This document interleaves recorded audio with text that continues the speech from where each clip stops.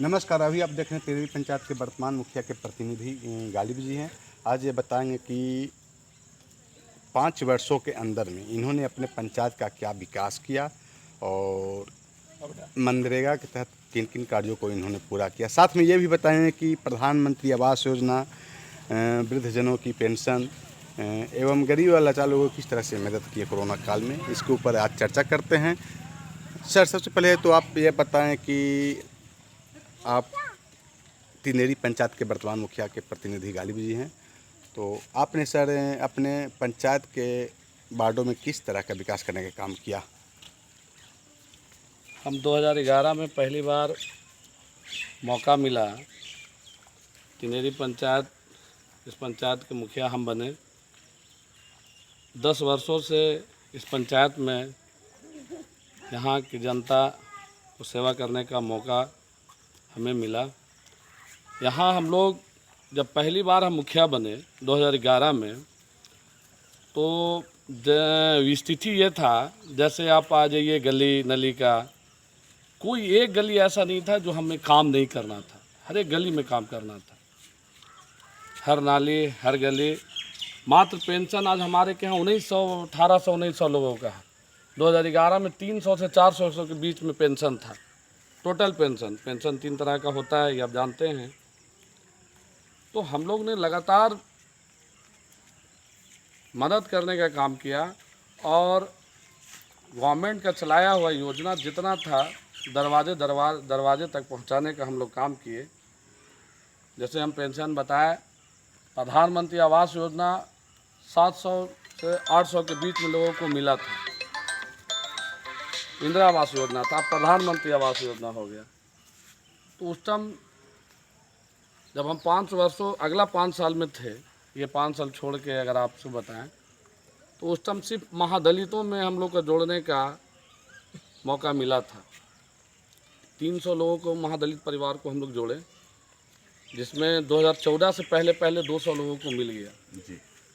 भारत सरकार चेंज हुआ, guideline change हुआ, उसके तहत फिर सरकार प्रधानमंत्री आवास योजना लाया, उसके तहत कुछ लोगों को मिला। अबर हम लोग ने 2200 लोगों का पंचायत में नाम जोड़ने का काम किया जी। और हमें उम्मीद नहीं है, हम लोग सब जानते हैं, ऑफिस में भी, जिला में भी हम लोग जाते हैं, मुलाकात होती है, उस पर काम भी चल रहा है। लगभग जुलाई और अगस्त महीने के अंदर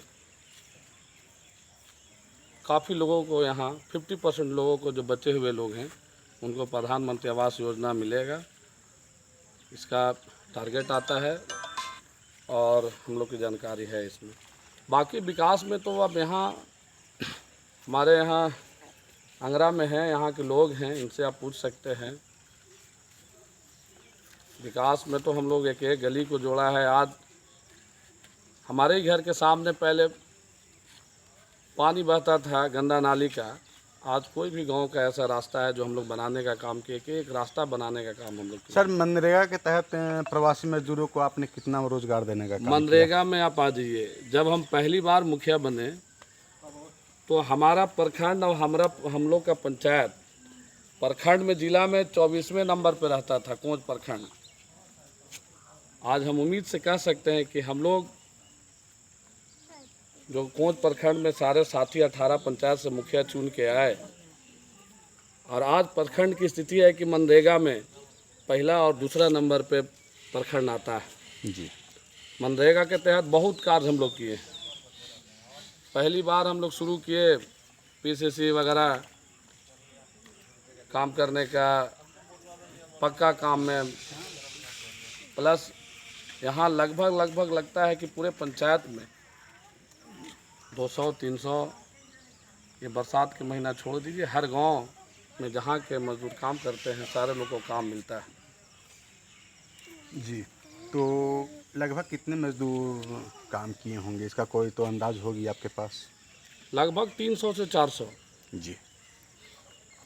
इससे कम मजदूर का नहीं। सर, कोरोना काल में आपने वैक्सीनेशन के लिए लोगों को किस प्रकार से जागरूक किया? अभी हम लोग को बैठक हुई थी, DO साहब थे, SDO साहब थे, सारे पदाधिकारियों के साथ बैठक हुई, जिसमें हम लोग को निर्देश मिला कि 6 महीना के अंदर सरकार की योजनाएं हैं 6 करोड़ वैक्सीन का। लगातार गांव में हम लोग जा रहे हैं। जो जो गांव जागरूक, जैसे ये गांव जागरूक है, यहाँ के लोगों को ज़्यादा समझाने की ज़रूरत नहीं है। ज़्यादा समझाने की ज़रूरत है हम लोग अपने समाज में, माइनॉरिटी समाज में, दलित समाज में, बैकवर्ड समाज में, वहाँ हम लोग गए थे। तिनेरी गए हैं, खटनही गए हैं। भाम के लोगों को बोले हैं कि वैक्सीनेशन लीजिए, वैक्सीन लेना ज़रूरी है, और लोग समझ रहे हैं। और कल यहाँ 3 जगह पे था वैक्सीन लेना। अफसोस इस बात का है कि लोग इकट्ठा हुए, वैक्सीन ख़त्म हो गई, प्रखंड से उपलब्ध वैक्सीन नहीं हो पाया। लगभग कितना % तक सर वैक्सीनेशन का काम यहाँ पूरा हुआ होगा? हमारे के यहाँ अभी शुरू ही हुआ था। कुछ लोग लगभग 200 से 300 लोगों को, अभी 300 लोगों को लगभग वैक्सीन हुआ है। और हम लोग का लक्ष्य है कि इधर 6 महीना में एक पंचायत में वैक्सीन हम लोग मुक्त कर देंगे, लोगों को मिल जाएगा। सर कोरोना काल में सर मास्क का वितरण भी करना था क्या? मास्क का वितरण हुआ है, मास्क का वितरण किए हैं इस साल। अगले साल भी हम लोग किए थे। अगले साल सरकार का 1 रुपया हम लोग कोरोना काल में खर्चा नहीं किए। इस बार सरकार के माध्यम से मास्क वितरण किया गया है, मिला है हम लोग को, हम लोग वितरण किए हैं। मगर अगली बार हम लोग जब किए थे तो मास्क, साबुन और कुछ वैसे लोगों में राशन का भी हम लोग बंटवारा किए थे, तो अपने से हम लोग बांटे थे, अपना ये से। जी। इस कोरोना काल में सर बहुत सारे लोगों को कठिनाइयाँ का सामना करना पड़ा है। इस पर आप किस प्रकार उस जगह पे उतरे? सबसे पहले तो कोरोना काल में सब लोगों को इंजेक्शन लेना होगा। जी। वैक्सीन आप नहीं लीजिएगा तो आप अपने के लिए खतरा है, परिवार के लिए खतरा है, दूसरों के लिए खतरा है। इसलिए वैक्सीन लोग लें। हम तो ये कहेंगे अपने पंचायत वासियों से कि वैक्सीन आप एक लोग लीजिए। कहीं नहीं, अफवाहों में मत पड़िए। अफवाह बहुत है। लोग कहते हैं कि 2 साल बाद मृत्यु हो जाएगी। अब बताइए, हम तो लोगों को समझाएं कि पूरा दुनिया के लोग ले रहा है, पूरे भारत के लोग ले रहा है, सब लोग मर जाएंगे और आप ही लोग जिंदा रहिएगा। एक गांव में मिसाल हम बताते हैं कि तिनेरी हमारा जो मुख्यालय है, वहाँ हम गए हुए थे परसों।